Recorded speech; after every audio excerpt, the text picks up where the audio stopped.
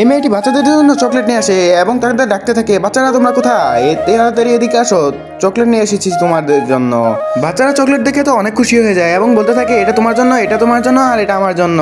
তখনই মেয়েটি বলতে থাকে, আমি এই চকলেট এখানে রেখে যাব, তোমরা কেউ হাত দিবে না, আমি বাসা থেকে এসে চকলেটটি খাবো, তোমরা কেউ হাত দিলে অবশ্যই খবর আছে। তখনই মেয়েটি চকলেটটি রেখে চলে যায় এবং এই ছেলেগুলো আবার চলে আসে খেলতে। খেলতে খেলতে তাদের তো ক্ষুধা লেগে যায় এবং তারা চকলেটটি খেতে শুরু করে দেয়। প্রথমে এই ছেলেটি খেয়ে এসে টেস্ট করে। তুমি কি একজন মুসলিম? তাহলে অবশ্যই ভিডিওটিতে সাবস্ক্রাইব করবে। তুমি কি আল্লাহ তাআলার ইবাদত করতে চাও? তাহলে অবশ্যই তোমার আল্লাহর পথে ফিরে আসতে হবে। চকলেটটি একটু খেয়ে এই ছেলেটি বলে, চকলেটটা তো অনেক সুস্বাদু। তখনই এই ছেলেটি খাওয়া শুরু করে দেয় এবং বলতে থাকে, আসলেই তো এই চকলেটটি অনেক সুস্বাদু।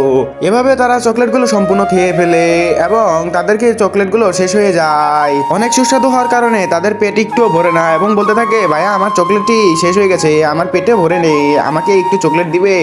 এই ছেলেটির চকলেটটাও শেষ হয়ে গেছে। তখন বলতে থাকে, আমার চকলেটও তো শেষ, আমারও পেট ভরে না, এখন কি করা যায়? তখনই তারা বুদ্ধি করে থাকে, ওই মেয়েটি যে চকলেট রেখে গেছে তার চকলেটই আমরা চুরি করে খেয়ে ফেলবো। তখনই তারা দৌড়ে চলে যায় সেই চকলেটটি খাওয়ার জন্য, কিন্তু চকলেট ছিল একটা, তারা ছিল দুজন মানুষ, এখন কি করবে সেটা নিয়ে চিন্তায় পড়ে যায় এবং তারা বলতে এক পর্যায়ে গেম খেলতে শুরু করে দেয় এবং যে জিতবে সেই চকলেটটি খাবে। তারা গেম খেলতে থাকে, তখনই সেই মেয়েটি এসে চকলেটটি খাওয়া শুরু করে দেয় এবং তারা দেখতে পায় না। যখন দেখতে পারে তাদের শখের চকলেটগুলো সেই মেয়েটি খেয়ে ফেলতেছে, তারা তো অবাক হয়ে যায় এবং এই চকলেটটির জন্য তারা অনেক কষ্ট করেছে।